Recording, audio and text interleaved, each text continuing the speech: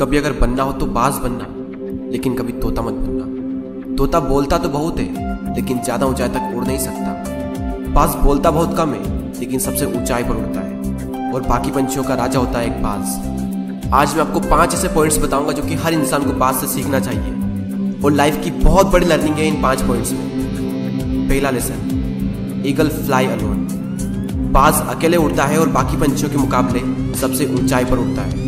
बाज अकेले उड़ेगा, लेकिन कभी भी चिड़िया और छोटे पंछियों के साथ नहीं उड़ेगा। बाज हमेशा या तो बाज के साथ उड़ता है या फिर अकेला उड़ता है। और इस समय यह सीख मिलती है कि छोटी सोच वाले लोगों से हमेशा दूर रहें और अकेले रहो, क्योंकि यही वो समय है जब खुद को जानने का असली मौका मिलता है। दूसरा लेसन, बाज का विजन बहुत ज़्यादा क्लियर होता है और बहुत ज़्यादा स्ट्रॉन्ग होता है। बाज अपने शिकार को 5 किलोमीटर दूर से ही देख लेता है और जब एक बार उसे अपना लक्ष्य दिख जाता है तो उसके बाद चाहे रास्ते में कितनी भी मुश्किलें क्यों ना आए, वो अपने लक्ष्य को हासिल करके ही दम लेता है। इससे भी एक बहुत बड़ी सीख मिलती है कि अपना विजन क्लियर रखो और उसे हासिल करने में फिर चाहे कितनी भी मुश्किलें क्यों ना आए, पीछे मत हटो उस बाज की तरफ। तीसरा लेसन, बाज कभी भी मरे हुए जानवरों को नहीं खाता, वो हमेशा जिंदा शिकार करता है। और इससे हमें ये सीख मिलती है कि जो हमारा पास्ट है वो मर चुका है, तो अपने उन मरे हुए सड़े हुए थॉट्स पर ध्यान मत दो और अपनी आने वाली ताज़ी फ्रेश जिंदगी पर ध्यान लगाओ।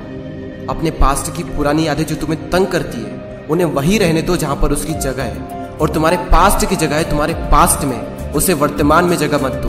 क्योंकि एक बार अगर तुम्हारा पास्ट तुम्हारे प्रेजेंट में आ गया तो तुम्हारा पास्ट तुम्हें कभी प्रेजेंट में नहीं रहने देगा। पास्ट में तुम्हारे साथ कितना भी बुरा क्यों ना हुआ हो, वो सब यादें, वो सब थॉट्स मर चुके हैं, और उस बाज की तरह बनो जो कभी भी मरी हुई चीजों को नहीं खाता। चौथा लेसन, जब आंधी तूफान आते हैं तो बाज बहुत ज्यादा एक्साइटेड हो जाता है। जब बारिश होती है तो सारे पंछी छिपकर बैठ जाते हैं, लेकिन बाज को बड़ा मजा आता है। जब तेज हवाएं चलती है तो बाज उन हवाओं के सहारे और तेजी से ऊपर की ओर उठता है और ऊपर उड़ते उड़ते इतना ऊपर उड़ जाता है कि बादलों से भी ऊपर पहुंच जाता है। और इससे भी एक बहुत बड़ी सीख मिलती है कि मुसीबत में मजा ढूंढो। और नेपोलियन हिल ने एक बार कहा था कि हर बड़ी चुनौती अपने साथ में एक बहुत बड़ा अवसर लेकर आती है। तो उस बाज की तरह तुम भी अपने अवसर को पहचानो, और जिस दिन तुमने अवसरों को पहचान लिया तो सारी मुश्किलें तुम्हारे नीचे होगी और तुम उन मुश्किलों के ऊपर होगे। फिफ्थ लेसन, बाज अपने घोंसलों में से सॉफ्ट घास को हमेशा निकाल देता है ताकि बाज का जो बच्चा होता है वो उसमें कंफर्टेबल ना हो सके, क्योंकि अगर वो घोंसले में कंफर्टेबल हो गया तो वो वहीं रहना पसंद करेगा। लेकिन बाज ऐसा कभी होने नहीं देता।